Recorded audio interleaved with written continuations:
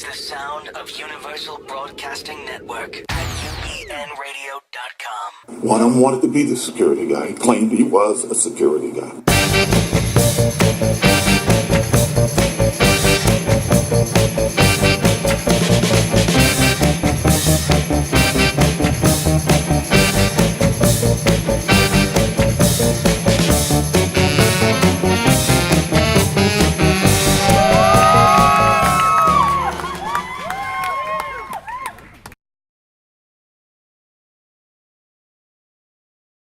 All right, welcome to Security Guy Radio in Orlando.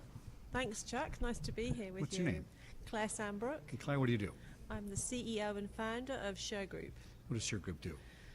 Shergroup is a business solutions group, and one of its divisions is security. Oh, one. Oh, what are some of the other ones? We're going to talk about security, of course, but I'm just curious about the other stuff. Yeah, well, Shergroup comes from sheriff, the word sheriff. I happen to know where that comes from, by the way. Do you? The Shire of the Reef. It does indeed. Are you impressed? I am very impressed. Okay, there you go. It must be your Irish heritage. It might be. Dating back to about 992 AD, before William the Conqueror. The Brits invented sheriffs. I'm sorry about that. No, I know, to oppress the Irish. I know, I remember that. I've seen the rules. Out of control. I'm just teasing. No, this is why I'm fascinated by the law enforcement side and security side. And I wanted to have you on the show because I think that another perspective other than the American perspective is extremely important. We're not the universe. We're a big part of it, right? And so Americans see things in security differently. And American, my belief, probably doesn't see themselves at great risk or peril because we're pretty friggin' big and powerful, whereas a smaller country is going to see it differently. Yeah. And, the sun never sets in the British Empire, and that's still true to a degree, right? But because of your history in England and the way that was set up and how old it is, it's just a different perspective. You guys invented law enforcement. You kind of, invented this whole concept of policing and things like that. And so security goes hand in hand with that. So, yes, so what specific things do you guys do for security? We particularly are involved in the enforcement of court orders, similar to the sheriffs that you have here in the US. Oh, how interesting! All right. But we have none of the real power. But we are associated with the High Court, and I'm appointed by the High Court of England and Wales to enforce its orders and judgments. In the United States? No, in the UK. In the UK, okay, all right. And what we have done is we have built that into a security business to support the enforcement process in the UK, and we found that that's a universal service in terms of security. So whatever we have developed in the UK in terms of security planning, risk assessment, we can bring to the US or indeed any other part of the world, because the standards that we work to are universally acceptable, really. Oh, yeah. And that's been very interesting for us to be able to do that here. And of course, the language here is a huge help to us. So rather than sort of move the business into Europe, we decided to bring it to America. As many people do. And this is in real estate, I know. I mean, Britain's highly involved in real estate in the United States. It used to be the number one holder of real estate in the United States. Yes. And a lot of investment, and we're so closely linked. Yes, we are. And when we get involved in the politics, I just laugh my butt off because we're everybody's cousins, right? And it's our greatest ally. Always has been, I like to think so. Oh, absolutely, yeah. Yeah, And so I we like need to to think share. so. But I seem to think, I learned this when I was at Disney. I was in charge of intelligence, and I set up their intelligence gathering process they have. Right. And I vetted Control Risk Group in London, IG International, and there's one more. There's three of those. G4S? No. Well, it might have been before that. It was another one. Okay. But anyway, yes. And so I looked at the two American versions, and they were good. But then when I checked out Control Risk Group, and they actually flew me over there to look at their operation, Yeah. a whole different perspective that I did not expect. Okay. In other words, they view a risk completely differently than we do based on different criteria, or maybe it's cultural. I mean, I wasn't sure. So I thought if I want to get a briefing from somebody, I'd want an overseas view because I know what's going on here. I have my Yes. American perspective. Yes. So let's let somebody else. So what kind of Yeah. perspective do you guys bring to America that might be different than if you're functioning in England? I think one of the word risk is the same in both languages, Right, but it means American different or things, British. right? I think our perspective on risk is much more driven by safety. Oh, that's interesting. Okay. I think we're much more, because of our legislation, Health and Safety at Work Act in the UK, we're much more driven by understanding risk in terms of creating safe areas, whereas in the US, risk is how you're going to contain that risk, and safety is just because of your culture in terms of weapons and the way that you approach, you know, danger. Right. You have a more aggressive stance than the Brits do. We don't have guns as part of our culture, you know, in terms of law enforcement, as you know. Yeah, is that still true? I mean, they still have the Yes. special units that carry some things, there obviously. are but there are special units, but they are tactical units which are deployed as and when. Right. It's not a routine. I mean, you'll see more officers carrying arms in airports and key facilities, but not generally speaking. The average British bobby Right. doesn't carry a weapon, except for a baton and you know, spray. In terms of what we do in civil enforcement in England, we don't carry any weapons at all, which is amazing to my US colleagues because of some of the work that we do and some of the things that we get involved with. Well, yeah, I mean, if you look at even, I have a private investigator license. Right. I can carry in California, and then I have a carry weapon for all 50 states as well. It's a federal law, but Yeah. which only came into place after 9/11, really. Yeah, And I've always been one to carry my weapon as a routine, not because I feel unsafe or not because I think I'm going to an area that's unsafe. I don't try to guess that because it can happen any time. yes. But I always feel this, and I think a lot of cops in America feel this way. If I could have done something and I wasn't prepared, I couldn't live with that, right? I feel badly about it. Not that I'm out looking for trouble, because I'm constantly trying to stay away from conflict. I Of tend course, to of be course. a crap magnet sometimes, because of what I do, you know. But in England, I think it's very interesting how you're saying that you're defining safety and separating safety from risk. They are two functions in the British mind. Yes. So tell me how they're separated besides just, you know, weaponry, or I mean, is it I think it's a cultural thing, or? I think it no. Well, maybe. I mean, maybe our laws have developed in such a way that there's, you know, the law of torts around negligence and Right. and You guys invented all that stuff. yeah, we did. So in some ways, the basis of our legal systems are the same. The English common law. I think only Louisiana is outside That's of right, it's that. French, that's Yeah, right. That's right. So you've got 49 states that are following that common law model.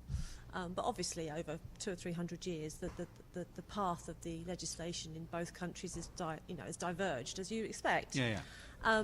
And I think in our legal system, we are much more looking at negligence and culpability around As a mechanism to as a make mechanism. people safe. Yes. Interesting. You all know, right. so we are, and not to say that the US don't have this, but it's something that is in our culture as a legal system. Well, I And think America, we're all about fortification, yes, right? It's all about, and we have the biggest army and the biggest navy and strong. Yeah. And one idea about fortification is it deters and prevents. Yes. But it doesn't detect. no, Okay. Fortification doesn't detect. I'm all about detection, and you get to detection by paying attention, and you get to paying attention by creating a culture where people are self-aware of their own safety and their own environment. yeah, I think Americans feel very, very safe when, in fact, we're not as safe as we think we are, because they're relying on the fortification. Who's going to bother doing something? And 9/11 was a very bad thing, and I still think a lot of people nowadays kind of forget about it. Not forget, that's the wrong way to say it, but they don't put it at the forefront of this is going to happen again. Well, we fixed that now. Yeah. It's not going to happen again because now we're doing something differently. And I don't agree with that. I kind of think that intelligence gathering, bringing the culture of safety down to the average person is what makes it safe. Because if everybody knew what you and I knew about safety and security, would there be any problems in the world? No, because when you see something standing next to you that makes you unsafe, Yes. you do something about it, as I do something about it. Yeah. And that curtails behavior. And it gets ahead of behavior before it escalates into something really, really badly.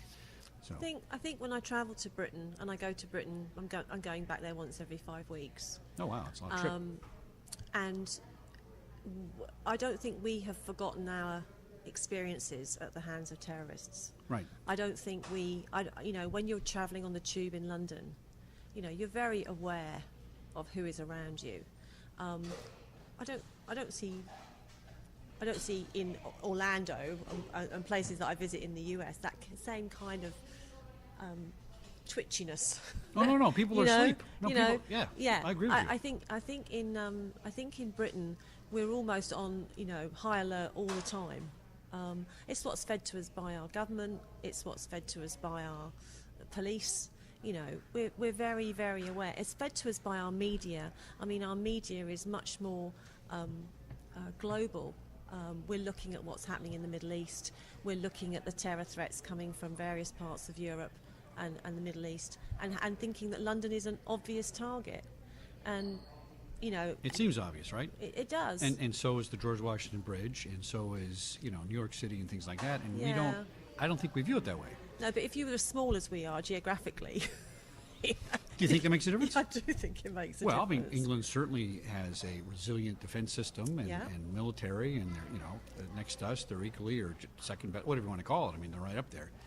So if those things are too equal, I wonder why it's different, viewed differently. I think it has to do with the history too. So, you guys survived World War II. There's that stiff upper lip. There's like, let's all do it together. And the media here does not. How do I describe it? They don't engage us as citizens in this. In other words, they look the opposite. They think, well, you can't be ratting on your neighbor, that's un-American, and we can't be spied on, that's not good, and we don't like the NSA. Yeah. And we have a different view, and they couch it as, that's infringing upon my freedom. Yes. And I go, well, you're not going to have any freedom if you let all this stuff keep going and people run amok and do what they want to do. And no, you're right. You're walking through a theme park around here, and nobody really is thinking about the London bombers. I saw that video, by the way. I teach a class on how to catch a terrorist without hurting anybody's feelings. It's an article I wrote. Yeah. And I used that slide of the train bombing. Yes. And you can see them on the platform, milling about, and everybody's walking around. And all of a sudden, all three of them stop and freeze, and they look right at the camera. Yeah. And they stare at it. And in retrospect, you go, wow, if we had a model to anticipate that or know what we were looking at, we might have, we might have caught them. But it was eerie. Yes. But having caught that and seen that, we're preparing for the next attack. Right. And I don't want to make that sound like it's imminent or anything like that, but I think particularly in London, Manchester, Leeds, Birmingham, the bigger conurbations, we're much more aware of people around us and making sure that everybody is safe. Talk a little bit closer, just make sure we're picking up. Sure. Pull it a little closer. Yeah. So let's talk about preparation. How would you define preparation in England as opposed to preparation here? I think our preparation here is, well, okay, I'm in the business. I've been in this a long time. Yes. I could not explain to you what our preparation is. Okay. And certainly my neighbor, Tina, could not explain it because she's not in the business, right? Right. So it's not getting down to my level where somebody in my business is saying, okay, to prepare for this, we want you in the security business to do this. Yes. If I'm involved in a company and I'm working at a guard force agency or doing things like that, even that is minimum information from the government. Right. We tend to keep things compartmentalized. The law enforcement agencies, the intelligence agencies, they're the ones handling it, and we're just going to let you know if you need something. Not so in England. It's different. The people are involved. Well, I think we assess risk and we grade risk from very low risk activity all the way up to, a catastrophe. Right. And in whatever environment we're working in, whether we're working in a school, we're working in a train station, we're working in an office, what are the risks around that workplace or that environment? A playground, a football field, what are the risks? And it could be, slip and trip, Right. starting just at that kind of walking into a facility and are we going to fall over? Are we going to be at height? Are we next to a waterway? Those sorts of risks we assess, and we have a response to minimise risk. Okay, so that's before we even get into any sort of criminal activity. Just our day-to-day lives are surrounded by people in management, in security roles, in safety roles, who are assessing the risk as we go about our daily work, our daily lives in Britain. And I'm not sure if that's a culture that's really in the United States. I don't think it is. I manage several guard companies, and I've deployed guards at the Academy Awards, for example, right? Sure. And wow. We put about, I can't remember the exact number, but it's close to, 200 or 300 guards the day of the show, and then there's another 1,000 people. There's armed guys. It's a big Oh, I'm operation. so impressed. It's like by square foot, it's the Yes. most guarded place I've been told. Yeah. The most guarded place per square foot of any event, right? Sure. But I'm here to say that having done that, I'm not sure that our model makes anybody safer. It keeps honest people from deciding I'm going to go behind the red carpet, Yes. Yeah. but it doesn't really stop a bad guy who wants to walk in there and do something. It just doesn't do it. No. Right? No. Because it's not part of the culture of that mall where it's, or the movie theater where it's, the theater where it's produced, right? And the people that are there to assess the risk are there for day of and a month before to do it, then they leave. Where you're talking about an ongoing culture and assessment Yes. by professionals, and then the Yes. professionals feed that information down. See, here a security guard is looked at as something necessary for insurance if you have to have it. Second, it's looked at as it's a Warner Brothers cartoon. They're not going to really be able to do anything, and then that's one type of culture. Another sort of culture are clients that look at guards as, why aren't you stopping Osama bin Laden? Well, that's not his definition. No. Oh, yes, it is. He's a guard. He's supposed to guard us that way. Yeah. And so we have two crazy views of security, and there's really nothing in the middle. That's what you're talking about, which is assessment, developing a plan and a procedure. Yeah. So the professionals in England, I remember, because at Fox and Disney, we dealt overseas with our counterparts and stuff. Sure. And there were some people making, 60 grand a year as a guard over there, U.S. dollars, right? Right. And that's good money. The highest paid guard in the United States works in the oil and or energy sectors. Yes. They could make 40. Just a security guard. I'm not talking about anybody management. No, right? no. But the average guard in the United States makes about $24,000 a year. So what's an average guard in England make? It's got to be more than $24,000 because you've got some serious problems you've had for a long time that you're always assessing and guarding against. Whereas here, we're just random acts of violence and nobody puts together as part of an overall scheme, Well, I don't think either country, and I don't think, generally speaking, from what I can see, bearing in mind the increased risks that we all face in the world today, I don't think either the UK or the US support well-paid guards.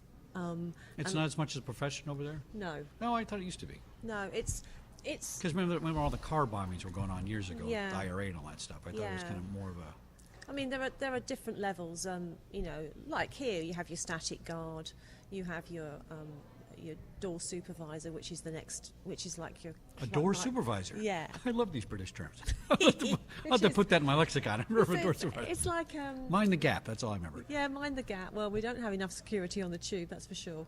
Oh, that's interesting. So is it assigned to Scotland Yard, or is private security involved? We or- have the British Transport Police. Oh, like we would have Metropolitan Transport here. We'd have a similar thing. Yeah. Transportation Police, Yeah. Metro Police, yeah. Yeah, but you can be on a tube. I mean, I've been on a tube platform in London recently, and I'm the only person on the platform. Right.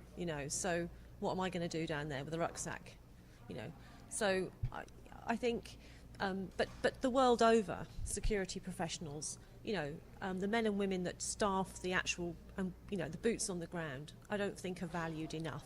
I agree. And I agree. for the job that they're asked to do and the responsibility they're asked to take, I think it's a very poorly paid job. And if you've got a police pension, then maybe you're okay. But you can make ends meet. But for somebody wanting to start off in security as a career, being on the beat, so to speak, is it's not a lot of pay for doing a good 8 hours, 9 hours, 10 Yeah, hours a high day. expectations. And Yeah. when you jump to police, it exponentially jumps. Yes. For not a dissimilar job, by the way. Not completely Indeed. dissimilar. Yeah, I mean, there's indeed. but they invest more training in that and things like that. Well, what we're trying to do here is, and we've done it in Britain very successfully, is get the police to take us seriously, number one, Right, get to take the security guard seriously. Yes. Yeah, that is a challenge. but then to get the security guards to want to work to policing standards. Because, again, in the United States and the United Kingdom, the police professionals are, generally speaking, superb operators of what they do. Right. We probably have some of the most advanced police systems in the world, obviously created by the British, Chuck. What can I say? Can't. Paul says it every week. He reminds me. But the fact is that we have some, like the NYPD and, your leading police forces here in the US, the Metropolitan Police in London. I mean, these are these are superb operators, world-class operators. And what you want the security professionals to do is to feel they can stand shoulder to shoulder with the police when we are out on operations, if we're seen with the police, if we're talking to the police. And that means having security professionals who want to be trained to policing standards. And that's what I encourage, and that's what I look for in the officers here and in the UK. And here in the US, we have met some absolutely superb officers who are security officers, coming probably from a policing background, and who've got tremendous experience of weapons, of handling crowds, difficult situations, have seen some shocking stuff, that police officers will recount to you when they want to. That's right. And you just take your hat off to them, really, that they want to come and work with Shergroup. It's fantastic. See, I've always found that the retired police officer that goes into security, Yes.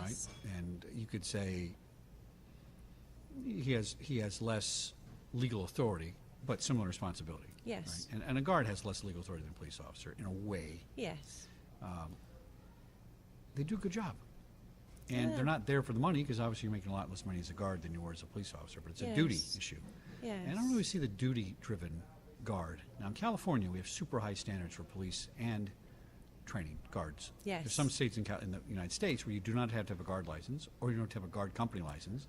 You can hang a shingle and say, hey, I'm doing security, everything's great. Kentucky, you don't need a guard company license, but a guard has to apply for it's not really even a license, it's just like a permit or something. So without nationwide standardization, it's difficult. But I see in California, since we do have a high standard, I think we tend to see less of the horrific police things we see going on nowadays. And I really attribute it just to bad training. And that's all driven by what? Money. It's all Yeah. budgets, right? Yes. There was about 1.5 million, I think 2.5 million police officers in the United States when I went in the 80s. And a friend of mine who knows all this stuff told me there's about 750,000. Wow, that's Now, a huge drop. So what, did the crime go down? Did I miss the memo that everything's safe now, right? No. It's exponentially worse in many ways. In fact, violence is exponentially higher. Yes. But you hear about lower homicide rates from the FBI. That's only because medical technology's up and people don't die as fast, right? Right. Shoot your finger off in 1950, it gets infected, you're dead, but nowadays you live because of that. So there's things going on out there that people don't put together and look at. So how can we take the city of San Jose that had 1,800 cops and now give them 800 cops and say do the same job for the same amount of money, and then start out and lower their pay, and then say you don't get a pension until you're 65. No policeman works till they're 65. They drop dead, right? Yeah. So these are the things that are going on behind the scenes, and that's driven by money and budgets. How does England handle the money and the budgets? They seem to have, this is just a complete impression, Yeah. but I mean, I assume their budgets are driven by money. Their operations are driven by budgets and money. But I don't think it's as much as here. It just seems like security is considered we have to have it, so pay the absolute least you can pay. And we're not really thinking of a plan. We're just thinking of covering our butt for it and things like that. Is it any different?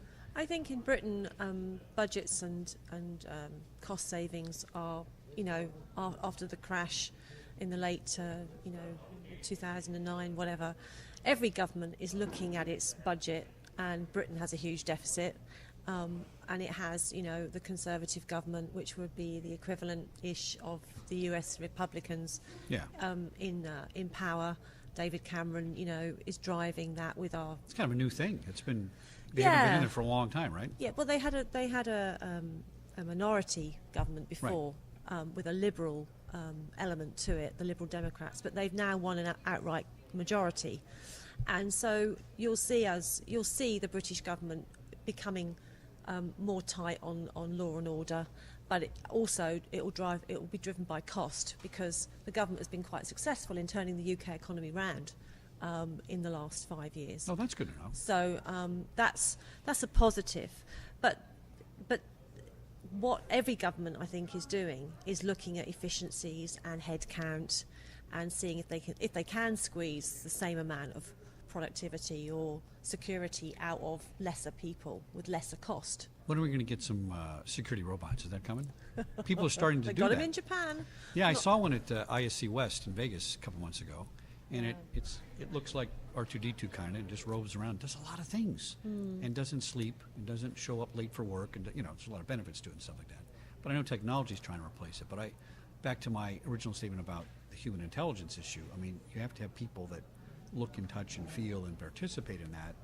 It's not a vacuum. It's not, that guard's taking care of it, I don't have to pay attention and participate. And a robot would just not be participating. They'd just be documenting and recording things.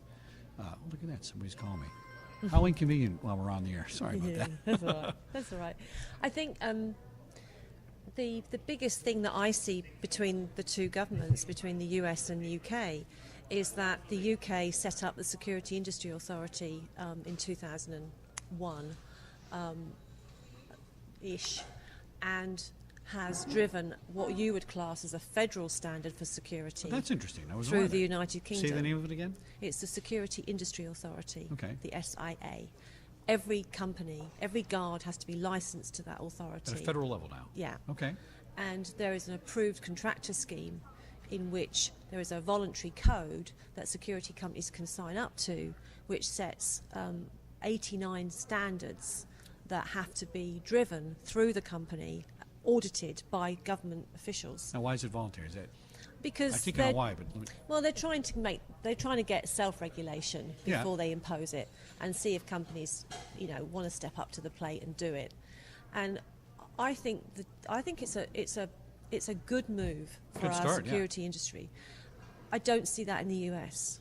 No, there's different standards everywhere. Different standards everywhere. I'll tell you something interesting. So in California, we have Port of Los Angeles. I forgot what number port that is, but it's number 5 in the world or something. It's a big operation, right? Okay.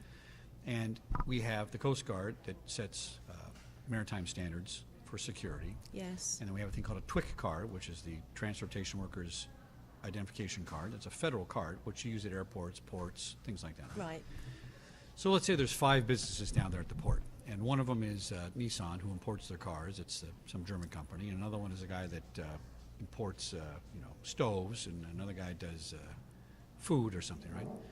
And each property is considered a business unit under the Coast Guard and has a standard for themselves. Right. And the Coast Guard doesn't come in and say, all 5 of you guys have to follow the same standard. The Coast Guard says, you need to follow standards good for your industry. We're going to write some, what they call, I get all my acronyms mixed up. I'm terrible with acronyms.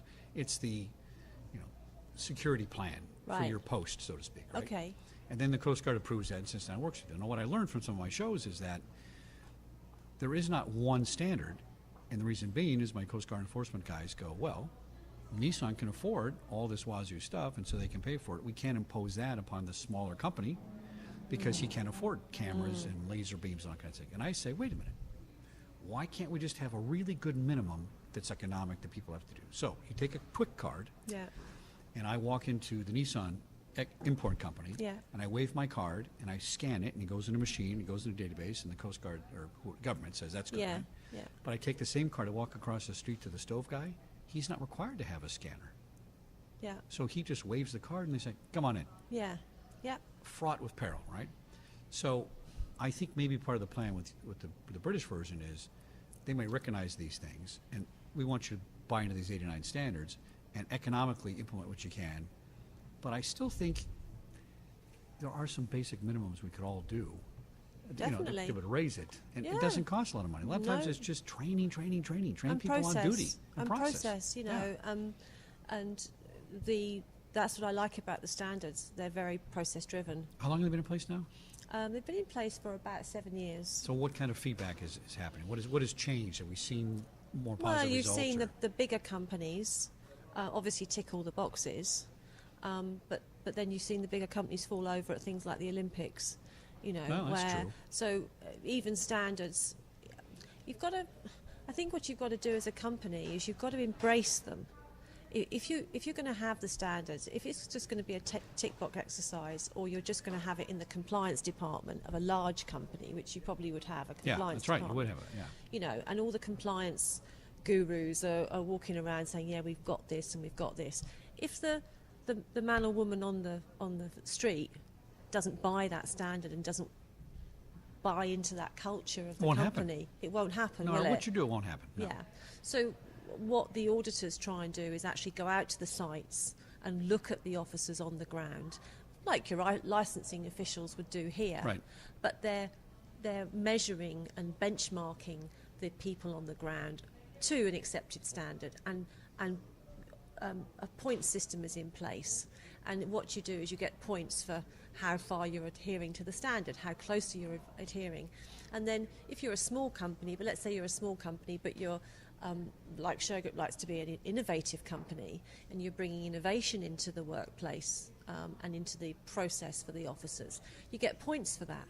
So it doesn't mean that you actually have to spend, thousands and thousands of dollars on, expensive kit or, PPE. You can actually score points by being innovative and cost effective as well. And what points do I get? Free hotels like my SPG Starwood card? No, or what do you get for it? You don't get anything for it. No, you should. You should get some kind of You incentive. should, but we're not, the UK don't do that. You know that. No, it's not very. It wouldn't be very British if you wanted to be. No, but the US might. Gosh. But if you could get your federal government to say, do you know what, guys? This is how I like to think of it. Like, we're the #1 police officers on the planet. Okay, that's how Americans like to think of it, and I think that's, for the rest of us, it's good that you are. But a federal. Wait, we think that about ourselves? Yeah. I would disagree with you on that one, but okay. I think London's got it above us on that one. But anyway, well, I think your president would say that. So okay, so if that's a standard, right? So all 50 states have to sign up to this standard, and I know that's a big ask. It's a big. Well, the state system here, it's a republic, Yeah. and it's not a democracy, as you know, Yeah. as you took history properly. But it's difficult to do, right? Ironically, we don't have federal standards for police. Now, they're talking about that. But when you say federal anything in America, it has a different sound to it, and it makes a lot of Yes. people nervous. Yes, right? I've noticed that, Yeah, and because- I've got to learn that. Well, oh, really? They're going to vacuum here? We're doing a show? They know we're doing a show. Well, I hope it's okay. Okay. Let me take a quick break. 'Cause Okay. We're at about 30 minutes, and we'll be back in a minute on Security Guy Radio. Okay.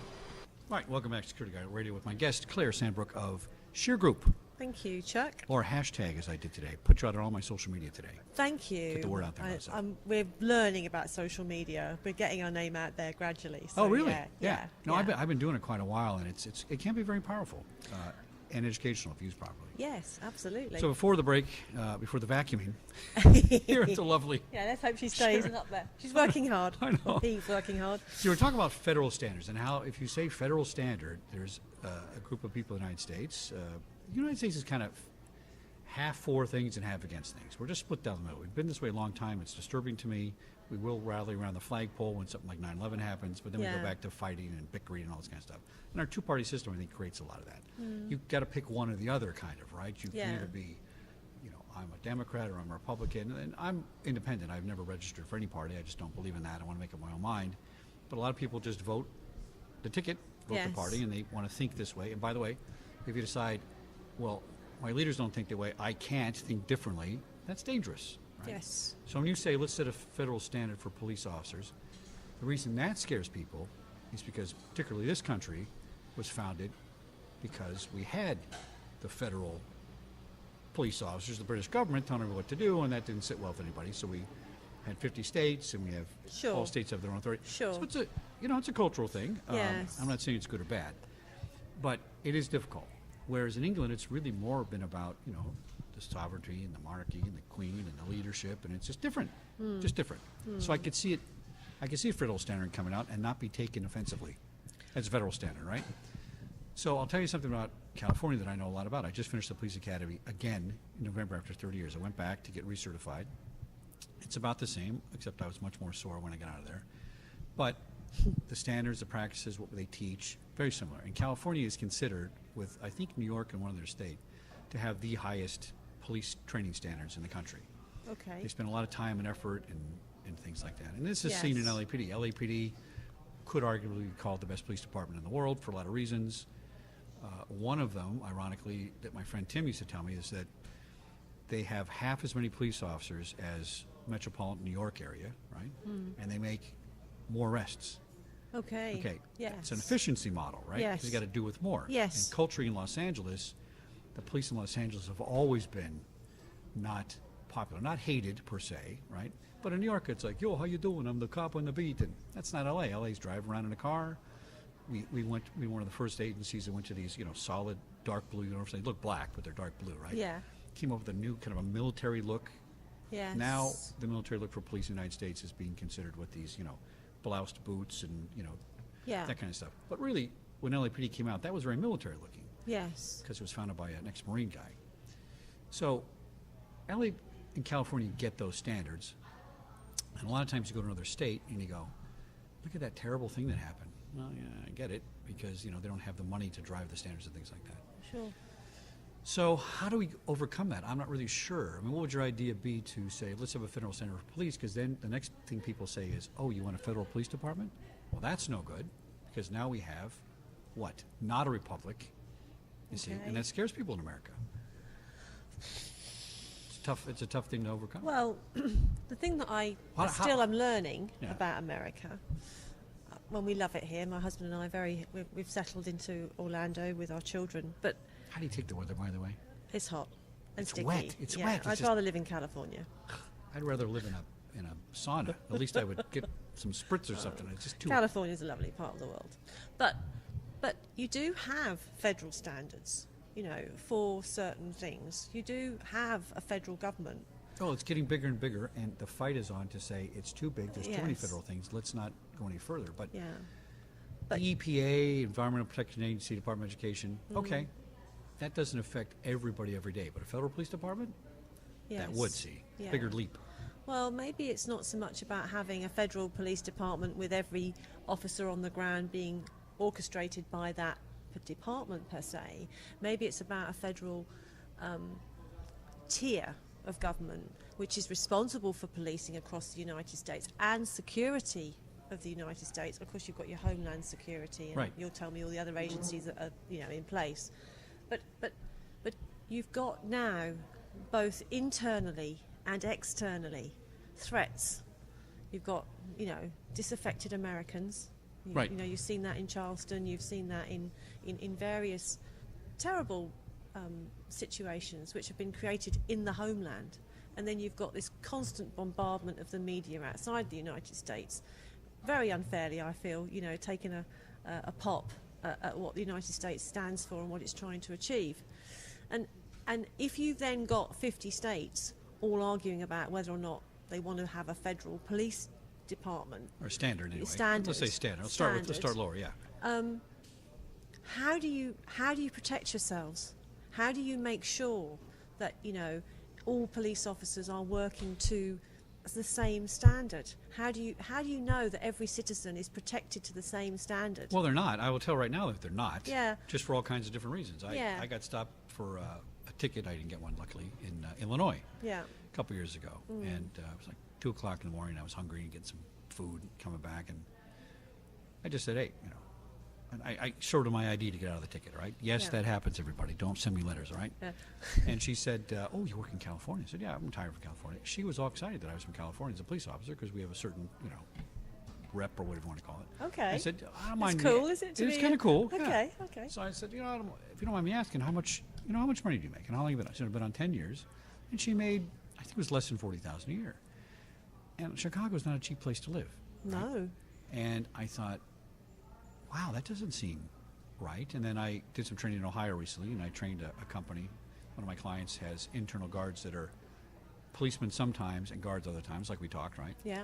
In Ohio, I guess you can actually be a part-time police officer. We call it a reserve, but in California, you don't get paid.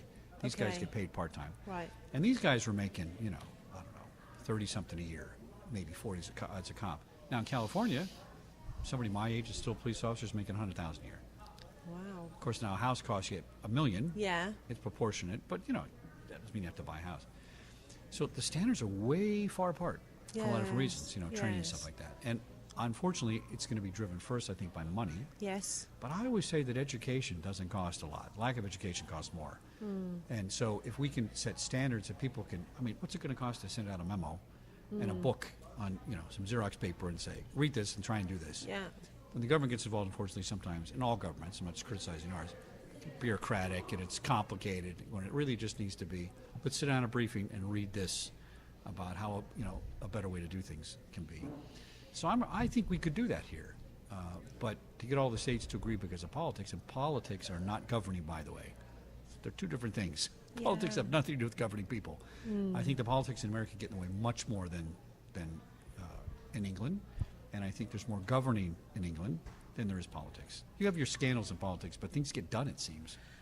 I think that's right. I mean, the politics don't get in the way. I mean, we have a government that's got a majority now, and it will force through its legislation, its viewpoint, and unless it's backbenchers, the people, the lower levels of the party don't agree, which is unusual because they're usually whipped into agreeing. Right. Then the policy will go through, and it will be enacted, and it will become legislation. So we don't have that kind of resistance, that internal resistance that you're talking about in terms of politics versus government. Have you heard anybody in England working with America to try to get some of those standards looked at least, or the Me. security standard, or Me. Okay, well, I'm a that's lone good. voice. From say it. Got to say the name. England. No. Oh, from Shergroup. I'm from Shergroup. Shergroup. You got to say sure. Got to say it. Yes. Yeah. Well, again, when we talk about standards for security, even with clients and with some, of our officers, you can see the eyes glazing over because it means that you've got to toe a line and you've got to follow a standard. That's been our small experience here. But I think, and I'm going to plug this for Britain, I think the standards are worth a look. The SIA, the Security Industry Authority, what it's put out is universal. It works all places it's to good start. stuff. Yeah. Good start, yeah. And it's simple. I mean, it's not rocket science. And somebody would probably want to stick the stars and stripes on it and, course. and Americanise it. I know. If only just for the spelling. But it's a good place to start. And if somebody, if one of the national security associations here could pick it up and say, okay, why don't we have a voluntary code? Why don't we set some standards for excellence? With some very significant operators here, and pick up the best standards in the world. Where are those standards? They might be British. They might find them in another part of the world. They might be in Canada, or they might be in the in Asia. Don't know, but why not go and look and say, what can we use here in America to improve and strengthen our security industry? Boy, even if the government spent, a couple $100,000 on stamps and mailed a copy to all the guard companies in the United States, it would Yes. start something. I mean, It would. There's about 10,000 guard companies in the United States. Yes. And it probably wouldn't cost $1 to mail this thing to them. I don't know. This is $10,000. Let's I mean, just can get I it out. ask you a question? Do you know many security companies in the US that are ever audited for their standards and their processes? No, I have a lot of experience in California, and I ran 2 guard companies. And Yeah. BSIS is our governing Yes. Bureau of Standards. Bureau of Security and Investigative I can't remember it. Isn't that terrible? I should remember what it's called. But It's made a big impression. they do have some really good standards, by the way. Yes. And they have some good training, and they have some Yeah, good I'm sure. minimum things they're I'm supposed sure. to do. I'm And sure. in theory, you're supposed to do this training to get your guard card. Then you're supposed to do 40 hours of training after you Sure. get your 8 hours of training. Sure. And then you need 8 hours of ongoing education. Most states don't have that requirement for guards. So our guards are just a little bit maybe above, right? Yeah. But there's no enforcement wing of BSIS because they got 5 guys for the whole state and 350,000 security personnel to try and enforce a standard. And they really just respond to a complaint. So if I wrote up something that said, my guard company friend across the street there is cutting corners on licensing, Yeah. then they would respond. Other than that, Yes. there is not a how you're going to be audited. Let's show up at a systematic time. And I can't remember the number, but there's something like, 1,000 guard companies in LA, and there's 2,000 in the state, and it's a lot of people. But you see, what they did in Britain was they had, numerous companies, operators, and they brought they started to bring these standards in, this legislation in, and what it has done, it has driven quality in the market. So you can't just set up a guard company anymore and just have unlicensed guards. Yeah. You've got to have licensed guards, and those guards have got to meet certain minimum criteria, not dissimilar to the United States, obviously. I mean, you have licensing, Right. good licensing. Did it raise the regimes here. wages, though? Did it raise the standard? Did it bring up? No. No, okay. No. It's all had to be done within the budget, Okay. that, and the price point the client's prepared to pay. Right. But again, what it does is it drives the market so that companies that have, it's a numbers game, isn't it? Yeah. The more clients you have, the more guards you have on the ground, the more officers you have, you're making a little bit more on every hour. Yeah, it is a penny's business. Yeah. People don't realize that. It's all about volume. And then there are companies in Britain that, we even buy the business, apparently, allegedly. So they actually make very little from their domestic business, but they operate, in places like the Middle East and, all over the world. The Brits have gone with their security in the larger companies. And of course, in those countries outside of Britain, they charge the premiums that they can't charge in the That's UK. right. That's right. Hold your thoughts. I want to ask you about perception Okay. and how England and you think the rest of the world views our security from the Okay. outside. I think it'll be interesting. Back in a minute on Security Guy Okay. Radio. Welcome back to Security Guy Radio. On location in beautiful Orlando. Beautiful, but ugh. Well, I can't stand the weather. Sticky. No, I belong in a bog in Northern in Ireland or something. This is not for me. And we're talking with Claire Sandbrook of the Shergroup. Yes. And at the break, we started talking about perception. Perception's Yes. reality. Yes. My idea of how the world views us in security and police matters is that we're a bunch of cowboys. Am I wrong? I think there's an element of that. Okay. I think there's an element of that. Now, You're not going to get me to say anything I'm going to regret. no, it's okay. No, I mean, when I say cowboy, I'm going to say that in a positive way because cowboys would mean head them off the pass, take that hill, let's take charge, let's do it. We're not going to sit around and talk about it, but and that is romantic, but it's Yes. also kind of dangerous sometimes, depending on what you're doing, right? Because you want to try and follow some standards and procedures. And my other idea is that people view our society as extremely violent. And I counter that by saying, well, you can have a bunch of laws that say, it's like Canada now, it's against the law to say something bad about people, we're going to prosecute you and put you in jail. I'd rather live free and worry about the guy that's going to try and rob me than have people tell me what to say. It's a trade-off. Everything's a trade-off. It's a big country with a lot of freedom. And with freedom comes the freedom to be stupid and the freedom to act like an idiot and the freedom to, be violent, right? Yes. So, but what is the perception of, let's say England as far as how we handle security and police and things? Is it we're too violent? Is it we think we're too tough and we're, I don't know, what is it? I think, and this is a personal view, but that's We never let facts get in the way here on No, Security Guy I Radio. can't speak for the whole of the Brits in America, but the huge difference, and I know it's something that you wrestle with as a country, is the prevalence of arms. You've got your right to carry arms in your constitution. Okay, right. Well, thanks to the British. Yes. You gotta Yeah, say. well, okay, it all comes back to us. It's all our fault, I'll just apologise now. It's history, isn't it? Yeah, it is history, we're yeah. living with history. It's true. In some ways, you can respect the way that Americans do carry guns and can handle them. The average Brit wouldn't know where to start. Well, if you look at it that way, and I always try to look at fairly both sides, right? Yeah. So there are, I think the last number is basically the same amount of guns in the United States as our people. Right. Basically, because I might have 3 guns and you have 1 or whatever, you have 0. That's about 300 million guns. Yeah, it's amazing, right? And now if you take all those guns and you take all the incidents and you take all the people and all the things that happen and all the stuff spinning around America, because America's a big, giant, busy place, Yeah. is there an actual pandemic and out-of-control situation and things, or is it academic, generated by a media and a terrible thing on TV and stuff like that? I don't really know the answer to that. My gut feeling is there's nobody in Burbank or Orlando walking around shooting somebody every day. It does happen. It happens more than other countries. But again, our culture is bigger, louder, more free. And I don't know. And if you decide you're going to take all those guns away from all those people, they're going to have a big disagreement with you, which is one of the points of having them in this country, because historically, we didn't want the British coming in our house, and we didn't want the army standing. We didn't want our government to say you're going to put a soldier in your house like they did in the old days, right? Yeah. So I get all that part.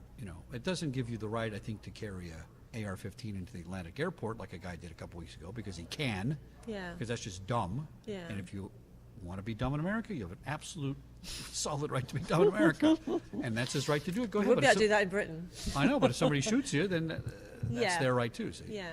Yeah. So I used my gun as a tool all the time. And I respect my gun in my profession as a tool.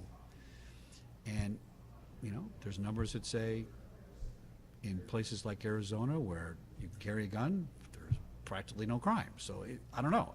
There are some facts that support both sides of it, but I think the perception is we're violent, and we're violent because of our guns. I don't know. Well, I think it's easy for the media to stereotype you as a country in that way. I'm not saying I'm for or against guns. Right. I understand the need for them.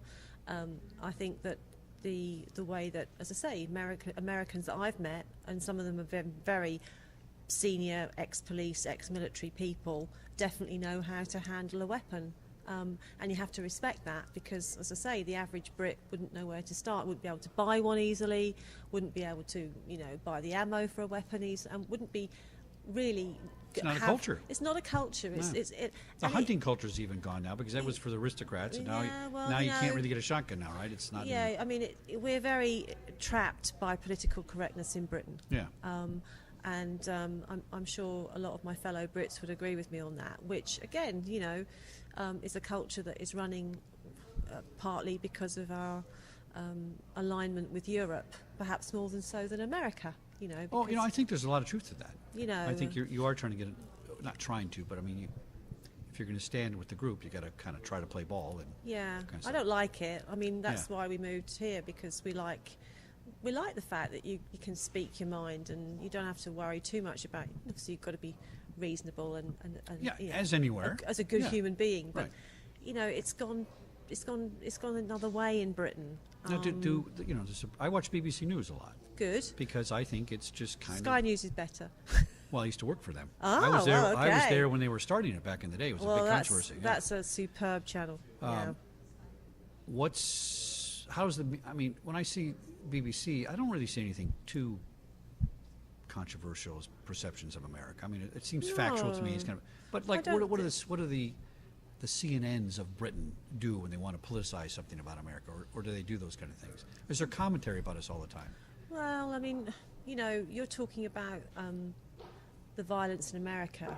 We were watching yesterday footage of a man that apparently had fallen on hard times, become mentally ill, rampaged through the gardens of houses in London, a suburb in London, come across a poor lady of aged 82 and beheaded her in her back garden with a machete. Oh, I've never heard of that. Okay. Well, you and I both know this stuff happens all around the world every day. Yeah. But what they report is everything about America and how crazy we are, when in fact it's happening all over as well. And the guy was there happened to be a police helicopter above. This was all being reported on Sky yesterday. My husband and I were watching it. And the police helicopter was on a training mission and happened to pick this guy up by sheer coincidence. They filmed him? Yes. Oh. And they filmed him on a rampage through the gardens. Filmed him attacking this lady. Live. Wow. And the police got there too late to save her. But by the time he got into a back garden, the next garden he was going to go into had 2 children in it. And he was just smashing the fence. And this was all, and it's not dissimilar to what you see on American news, is my point. Right. But I don't think Brits have the same persona. Britain doesn't have the same persona as America. The bad rap, you mean? Yeah. Well, I'm not sure it is a bad rap in as much that I think Americans think it's a bad rap, but I think outside of America, America has a lot of respect, and I travel a lot. Well, I'm glad to hear that. Yeah, it does, Yeah. and I think you guys beat yourselves up. Interesting. Okay. But I don't think that, if you go to India, for example, where I've got a business over there, then everybody wants to work with America. I have a lot of people on LinkedIn that I'm sure that you listen do. to my show. Yeah, they love my show in India. Yeah, Very interesting. I think inwardly Americans do beat themselves up, for all sorts of reasons. Let me comment on that. Yeah. Here's why I think part of it's true. We, just like your news or the Indian news or the Philippine news, whatever, their media puts out what their perception of reality is, and we listen. And so we're always told that Americans are not liked and Americans are perceived as being problematic around the world. And we hear this from our media saying this about us, and we don't know any different. I don't know what you think sitting watching the tube the telly. I'm sorry, watching the telly over there, right? Good. And I think that's a very good point you make. I mean, all I know is everybody wants to come here any way they can get here. And that's not because we're all Well, screwed up in a bad country. See? That's exactly That's right. the You should bottom hang line. on to that thought. Yeah, it's you the know, bottom line, yeah. You should absolutely hang on to that thought. People do want to come and live and work here, and understandably, you're choosy about who you have. Right. Well, but some of the time, Not in California. We're I'm not. waiting for my green card. But be that as it may, I think there's an awful lot of respect around the world for America. And I was in a business group with a lovely set of American CEOs, and we were talking about the difference between America and China. And I happened to sort of pipe up and say, well, actually, the difference between America and China is nobody likes China. Sorry. But everybody wants to do business with Americans. Right. So you should hold on to that thought. Guns or no guns. Guns or no guns. And just try and contain the folk that happen to buy these guns and really shouldn't have them. And I think there's been some instances of that have been portrayed on your media, which if you had some standards and had some controls in there. Well, I agree that does help. On the other hand, they're shooting people. So they Yeah. really don't give a rat's fanny about a gun permit or a background check, and they're going to go get a gun anywhere they can. But you will catch a degree of people that are on psychotropic medicine, that are ex-felons, that are things that do help filter some of that stuff. There's no doubt about well, it. if you can introduce some filters that everyone can live with, maybe some of the things. And this is the same. This guy yesterday in Britain was a mental health case. I mean, Right. the prevalence of mental health and violence is on the increase around the world. It's as the society is changing. I mean, these are big picture issues, I know, but No, I often think there's if you a look- mental health issue connected to violence in Yeah, some they're starting way. to find. I mean, I've studied the school shootings and workplace violence Yeah, shootings and stuff, and yeah. there are components of people being on these drugs that you see on Yeah. Channel 4 at 9 o'clock at night that says, by the way, if you take the ABC drug, suicidal tendencies, but take it anyway to make you feel good. Yeah. Like every one of these drugs has some kind of psychological effect. Yes. And I think that is a problem too. Yeah. We are a heavily medicated society as well. And from There's that's not much going for you, really. Is there? no, it's not much going for America. It's not going for, no, it's the greatest place on earth, and it's the greatest Yeah. experiment, and it's survived. And really, in a way, based on the history of the world, it shouldn't have. It shouldn't have lasted. It's remarkable. it Those guys, is. what they wrote, and how they wrote the government, and how they separated the powers and stuff. It's Yeah. still, it's getting to a point where people are trying to merge all those powers. But it was such a good system. It's lasted this long to keep those things separated. And we argue with each other and we fight like brothers and sisters. But in the end, I think we tend to make the right decisions about things, for the The most thing part. is, when the push comes to shove, Who are you going to call? you will, exactly. That's right. And you will all stand there and say we're Americans, You say, 50 "Wait a minute. states or not. It's none of your business what we're doing over here. We can Yeah. fight if we want, but you're not coming over here to Yeah. cramp in our backyard. We're not going to let you do it. And we do rally that way, which is really, I think it's unique. It is unique. I think it's unique. And, your pride in your flag. I mean, we don't have that of the Union Jack. Why? you know. That's We have a wonderful flag, with a wonderful history. there's not a pride history in it. Sorry? There's not pride in the history of that flag. Not at all. Interesting. And then we have three countries on one block of land, one of which is trying to, both Wales and Scotland looking for devolution. Yeah. And the Scots, and my father was a Scot, trying to run their own country, 5 million people, for what? There's not enough land.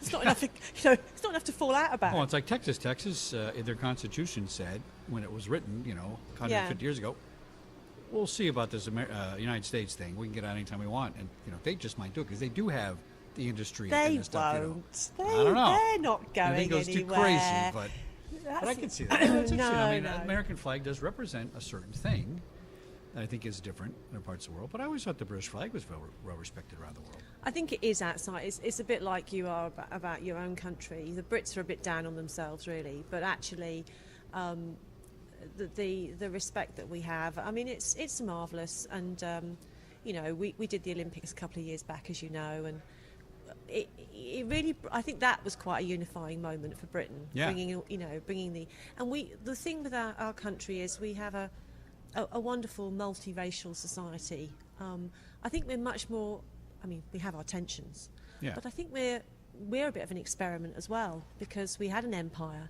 and it fell back. Yeah. No, that's true. But the consequence of that is that people from all over the world can claim British citizenship and can come to Britain and live and work as Britons and have their children there. And so we are a multiracial society. It's not dissimilar to America in a way. No, that model. no, It's interesting. but it's more diverse. Oh, there no, are it is, more, yeah. There are more cultures. Except in Los Angeles. Probably. There's 127 languages spoken in Los Angeles. Well, Almost every language on earth is spoken in L.A. L.A., people don't know this, is the melting pot of the world. People don't look at it that way because nothing happens in L.A. What happens in L.A.? Well, it's also the coolest place on the planet, isn't it? You know, it's like cool to be in LA. I don't know if it's cool to live I was there. born there. One of the few people that I know was born there, and so okay. it was a smaller town feel when I was a boy. Yeah. But there are more languages there than anywhere, and you wouldn't know it because LA's are just, I don't know if it's the sun, I don't know what it is. Nobody gets too excited in LA about anything. They really don't. And we had at one time the most corrupt police department in the country, in the world. We had the most corrupt government back in the Yeah. 20s and 30s, and it's all come around. And now it probably is still corrupt. Not the police department; it's very clean. But the government, but it's all very nice. Yeah. And nobody really cares because it's sunny, Yeah. and I can go to the beach, and it's different. It's very interesting. And the riots we had years ago were something that was under the surface, obviously, right? They kind of flashed on it, but it's a good town. It's a good. I can't think of another place I wouldn't want to live. I mean, but it's getting. Like any other place, it's getting too big, it's getting too crowded, it's getting too hard to manage. Yes. And, something has to change. So we're almost out of time. Give me some more information about your company, how we can get a hold of you guys, what you can do for us in America or Britain, and all that stuff. Okay. Well, thank you for the opportunity to come and talk to you. Yeah, it was a very good conversation. Really enjoyed it. Well, we are Shergroup, and we are sheriffs, and we are doing security in the United States to a standard. Dare I say, a British standard, which we want the Americans to adopt and tell us how to improve, because you are Americans. That's what we do. And we have some, I just want to plug a couple of my team, John Kravolka, who's my Director of Security here in Orlando, and Eric Clay, who is our consultant and works over in Missouri. Two great guys who have been really helping us in developing our security brand here. We do, guarding services and executive protection, and John and Eric have a wealth of experience of looking after politicians all the way up to the President and First Lady. Now, a lot of your clients, British clients or British companies? No, Not necessarily. No. We're looking for American. All right. We're looking for American opportunities, and we're spreading our wings across the great United States. Oh, good. And bringing those standards. So if you're a client that's looking for, security of a certain standard, And there are a lot of people that will pay yes, for the right thing. Yeah. We want to talk to you because we have the men and women here who have the experience and they have the resumes to be able to fulfill those requirements in an extremely expert way. I mean, all the way up to the Oval Office. I mean, I'm so proud of that. That we've met these people and they've adopted us and they like us because we are Brits. We don't try and tell the Americans what to do. But they have been really welcoming to us, and I'm just so excited by being able to operate in this country. It's tremendous. It's a ambition that I've had for a long time, and I'm fulfilling it, which Excellent. is wonderful. Shergroup.com. Yeah, Shergroup.com. Please. Where's your HQ? It's based here in Celebration, Orlando. So, okay, all right. And we're just a stone's throw from Disney World. Yeah. And yes, so please come onto our website. We're on Facebook, Shergroup Security USA, and we're building our Twitter account. I don't think we're as far forward as you, Chuck. I hashtagged you today, so maybe it'll get us. Oh, there was four. great. There was 4 hashtags when I hashtagged you that were already out there about Shergroup. Okay, so that's somebody's doing it. It's a start. That's fantastic. Yeah, excellent. And we'd love to talk to more people and understand what people are looking for from a quality operator. Definitely. Excellent. Yeah. Claire, thanks for coming in. Claire Sandbrook, Thank you Shergroup. so much. Thanks for coming on Security Guy Radio. Thank you. Thanks.